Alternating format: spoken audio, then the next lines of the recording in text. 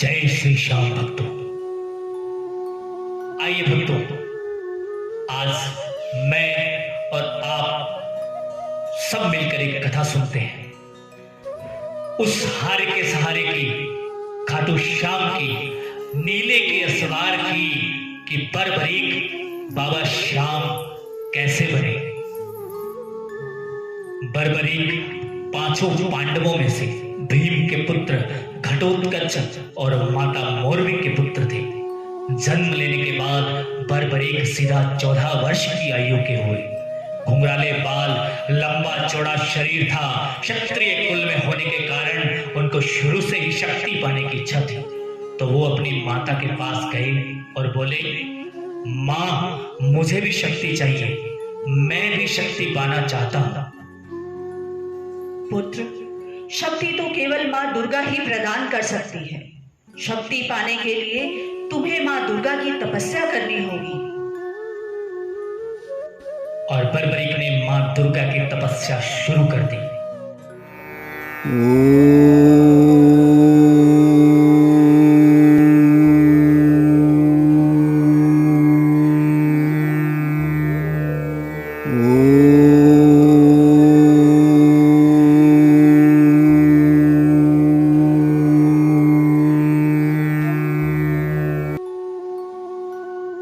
बरबरीक की तपस्या से मां दुर्गा प्रसन्न हुई और बरबरीक को दर्शन दिए।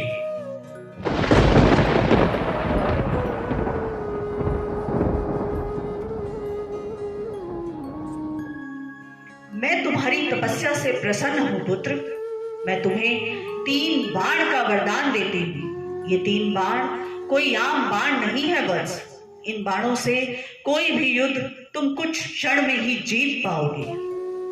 3 बाण का वरदान प्राप्त होने के कारण ही इन्हें 3 बाणधारी भी कहा जाता है। 3 बाणधारी महिमा अति भारी, 3 बाणधारी महिमा अति भारी। बात उस समय की है जब महाभारत का युद्ध चल रहा था। महाभारत एक धर्म युद्ध था जो कौरवों और पांडवों के बीच हुआ, जिसमें श्री कृष्ण अर्जुन के सारथी बने।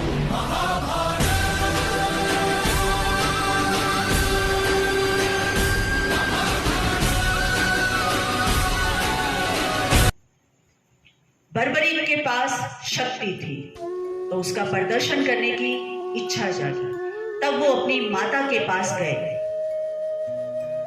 माँ, मुझे भी महाभारत के युद्ध में भाग लेना है। मैं भी ये धर्म युद्ध लड़ना चाहता हूँ। पुत्र, श्री कृष्ण की सेना तो कौरवों के पास है।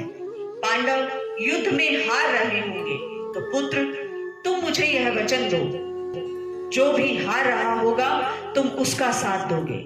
और एक वचन मैं तुमसे और चाहती हूँ कि मार्ग में कोई भी तुमसे कुछ भी दान में मांगे तो तुम इनकार नहीं करोगे। माँ, मैं आपको ये वचन देता हूँ कि मैं जो भी हार रहा होगा उसका सहारा बनूंगा। और कोई अगर मार्ग में मुझसे कुछ भी मांगे तो मैं उसे दान कर दूंगा। अब बरबरीक अपनी मां से आशीर्वाद लेकर युद्ध के लिए अपने नीले घोड़े पर निकल पड़े।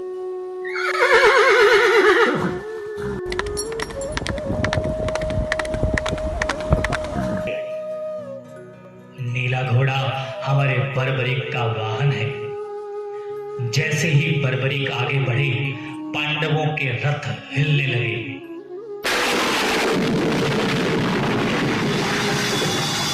पांडव सोचने लगे कि कौन आ रहा है। श्री कृष्ण ने वामन रूप धारण किया और बरबरीक के सामने चले गए। रुको वत्स, कहाँ जा रहे हो? हे वामन देव, मैं महाभारत के युद्ध में भाग लेने जा रहा हूं। युद्ध बच्चों के लड़ने के लिए नहीं होता। मुझे बच्चा ना समझे वामन देव।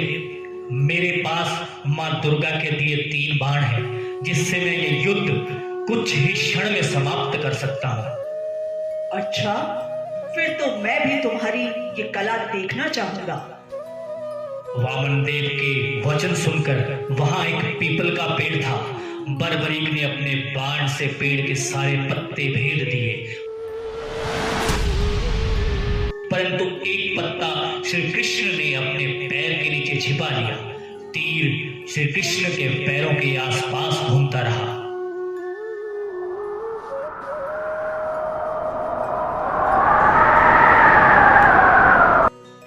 वत्स, मैं मान गया कि तुम इस युद्ध में जिसकी भी तरफ हुए विजय उसी की होगी। तो बताओ वत्स, तुम ये युद्ध किसकी तरफ से लड़ना चाहोगे? हे वामन देव, मैं अपनी मां को वचन देकर आया हूं कि जो भी हार रहा होगा मैं उसका ही साथ दूंगा। इस तरह तो ये युद्ध समाप्त ही नहीं होगा बर्बरीक। जो भी हार रहा होगा तुम उसकी तरफ हो जाओगे और ये युद्ध निरंतर चलता ही रहेगा। फिर आप ही कुछ मार्ग दिखाए वामन देव। कलयुग के कल्याण के लिए एक योद्धा को तो अपना शीश दान में देना ही होगा बर्बरीक। एक है श्री कृष्ण, वह अपने शीश का दान नहीं दे सकते क्योंकि उन्होंने इस युद्ध की रचना करनी है। एक है अर्जुन, वो भी नहीं कर सकते क्योंकि अर्जुन ने ये युद्ध लड़ना है। और एक हो तुम बर्बरीक। तो बताओ बर्बरीक, क्या तुम मुझे अपना शीश दान में दोगे? अवश्य दूंगा प्रभु, पर शीश का दान कोई वामन नहीं मांग सकता। मैं मोरवी का लाल ये वचन देता हूं कि मैं अपना शीश का दान जरूर दूंगा अगर आप अपने असली रूप में मुझे दर्शन दें। तब श्री कृष्ण अपना विराट रूप लेकर अपनी झोली फैलाकर बर्बरीक के सामने आए।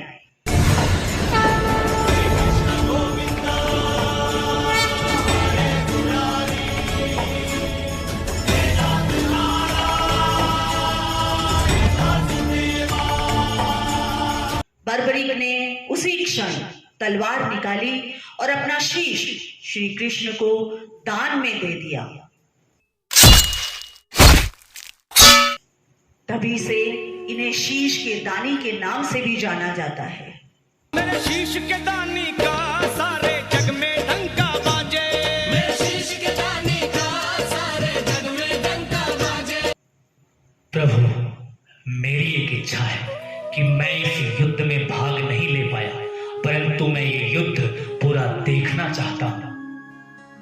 बर्बरीक के शीश को अमृत पिलाया गया, सबसे ऊपर रखा गया कि जब तक ये युद्ध चलेगा ये शीश जीवित रहेगा।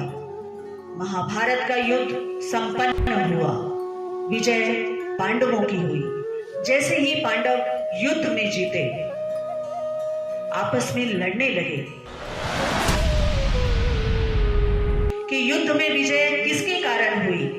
तो सब श्री कृष्ण के पास आए।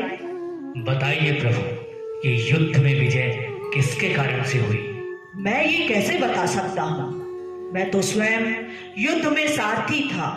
ये तो केवल वह शीश ही बता सकता है जिसने ये पूरा युद्ध देखा है। तब सभी पांडव और श्री कृष्ण मिलकर शीश के पास जाने लगे। चलो चले उस शीश के पास, चलो चले जाकर करेंगे उनका वरदान, जाकर करेंगे उनका वरदान। बताओ शीश, ये युद्ध में विजय किसके कारण से हुई है? पूरे महाभारत के युद्ध में मैंने जो देखा वो इतना ही था कि पूरे युद्ध में श्री कृष्ण ही मर रहे थे और श्री कृष्ण ही मार रहे थे।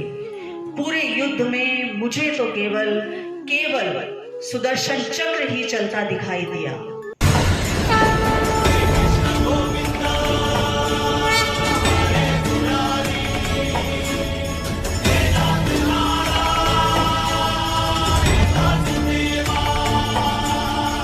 शीश की ये बात सुनकर श्री कृष्ण बोले, मैं तुम्हारे वचन को वरदान में बदलता हूँ। कलयुग में जो भी हार कर तुम्हारे पास उसका सहारा बनोगे। जब भी कोई श्याम नाम से पुकारेगा तब उसकी सहायता ये मुरली वाला श्याम नहीं, ये हारे का सहारा, ये शीश का दानी श्याम करेगा। बोले हारे के सहारे की, शीश के दानी की, 3 बाण धारी की, श्याम प्यारे की। हारे का तू है सहारा सांवरे, हमने भी तुझको पुकारा सांवरे।